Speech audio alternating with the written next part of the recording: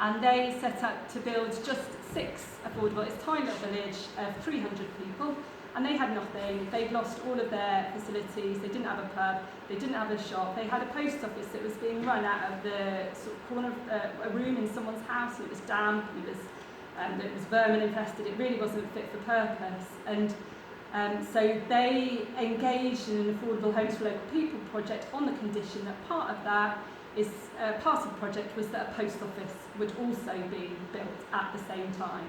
So now they have their 6 affordable homes in their village for local people plus a post office that they're also able to use as a shop, and that's what they wanted as a village. And on the other side is Norton Suphampton Community Land Trust in South Somerset, and they set up to deliver 10 affordable homes for local people. That's 8 for affordable rent and 2 for shared ownership. And just as they were handing over the keys to the tenants that were moving in after they managed to get through the housing project and do everything they needed to do on that, the person that ran the village shop came to them and said he couldn't make the shop viable as a private enterprise. Would the Community Land Trust consider taking it on as a community enterprise? So the Community Land Trust was in a position to go out to local people and say, is this what you would like to do?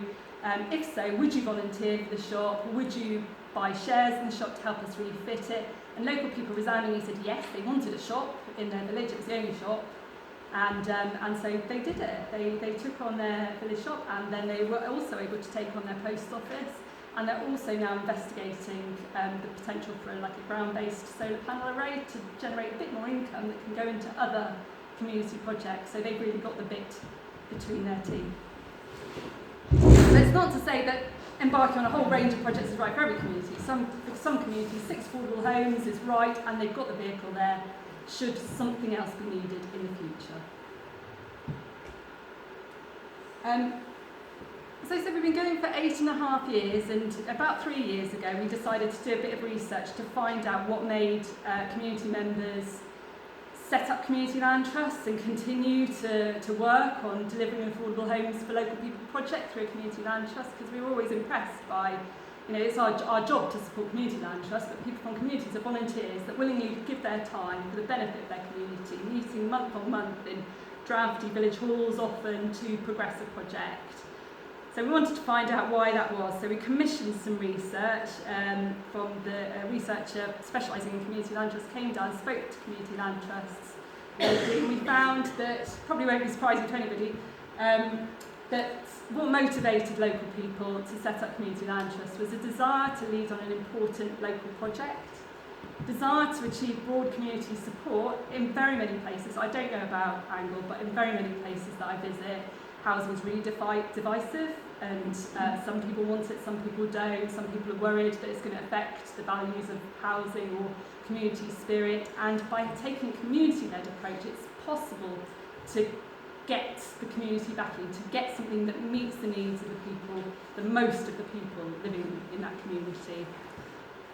And also lack of trust in outside organisations, and this is almost everywhere that I visit.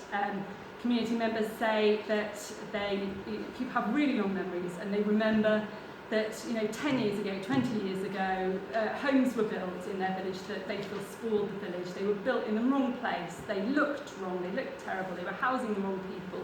They really don't want that to happen again. So if housing is going to happen, they want to be in charge of those decisions. They want to be in charge of where the homes are going to be built. They want to be in charge of what the homes are going to look like, within reason, because affordable housing has to be afforded, but they want to have that influence on it. They want to be in charge of how many homes are going to be built. We worked in Lyme Regis in West Dorset, and the housing need there was phenomenal. You could have easily demonstrated need to build 50 houses, but that would have been completely wrong for that community, a development of 50 houses. So the Community Land Trust decided to build 15, and that was right for them. They wanted to be in charge of that decision. And also what the occupancy criteria was. Yes, they're going to be affordable homes for local people, but what does local mean? Does that mean you've lived in an area for 2 years out of the last 5, 5 years out of the last 10? Does it mean you've got close family connection there? Does it mean that you work there? These are the things that local people want to be in charge of.